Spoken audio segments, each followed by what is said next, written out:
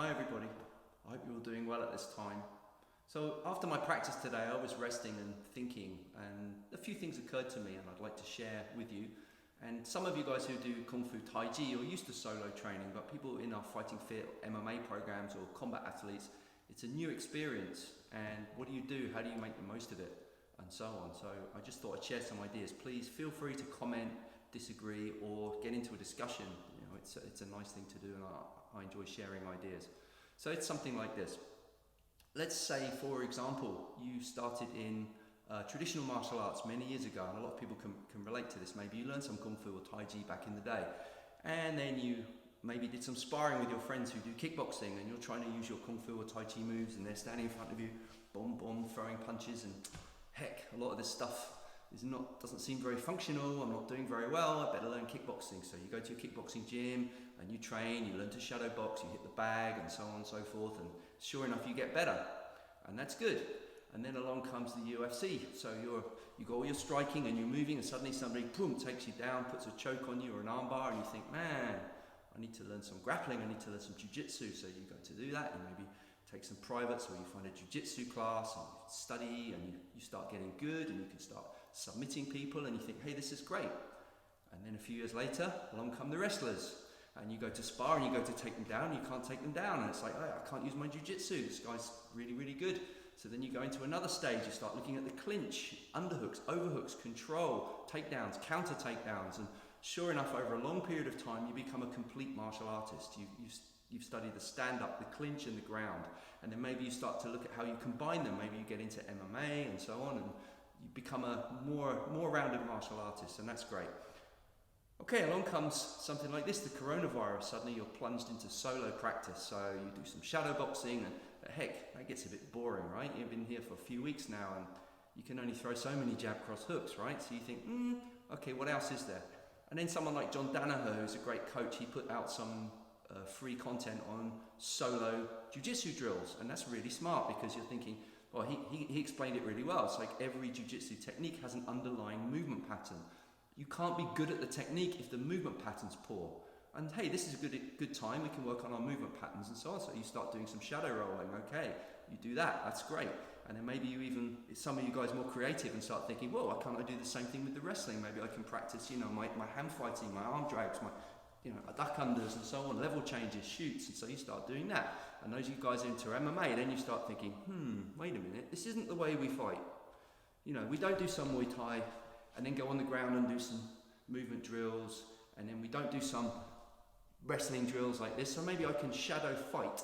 By that, I don't mean shadow boxing, I don't mean shadow rolling, I mean shadow fighting. So you start integrating.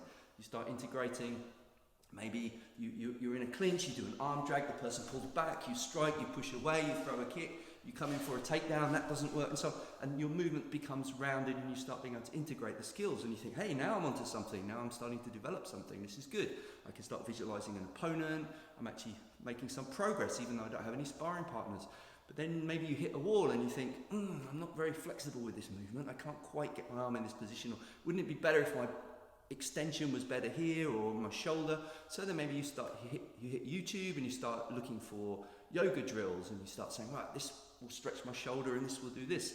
Then in your routine you start putting some yoga movements, and you start putting some grappling movements, you start putting some striking movements, and you think, hey, this is good, I'm advancing, my martial art's getting better.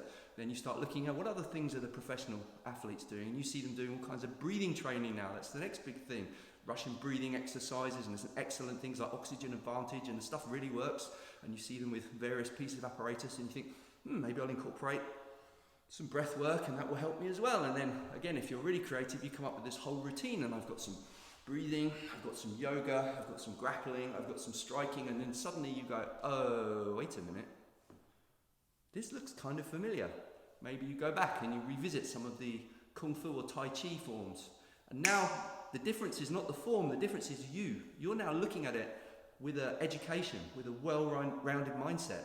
You're not looking at it thinking, oh, that will never work in a kickboxing ring. You're actually saying, that's a useful takedown, or that's a useful pummel, or that strike or push away, or hey, that movement is for my breathing, it's for opening, and you think, wow, maybe these guys knew something, right? Maybe the old masters had gone through this same thing, and they'd learnt all these arts and they put them together.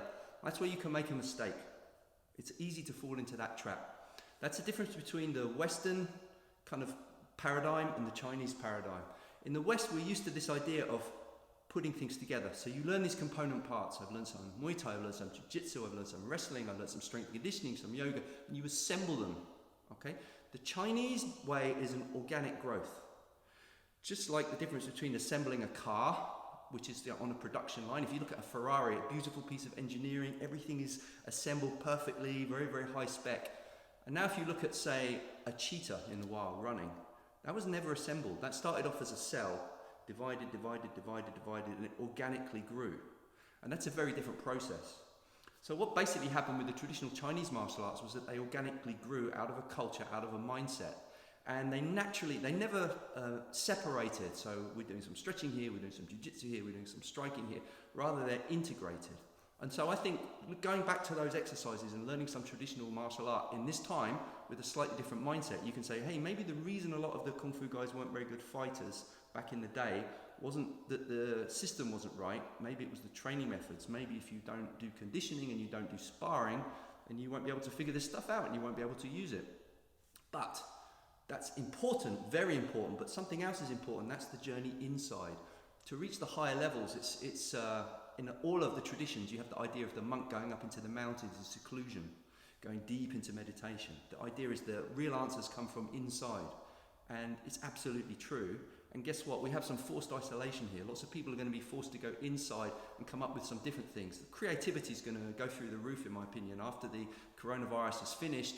And the world will never quite be the same. People are really come up with some great things, and there's more sharing and more knowledge. And, you know, in some respects, it could be an interesting time, let's put it that way. So that's some ideas for you. Hope you found it useful.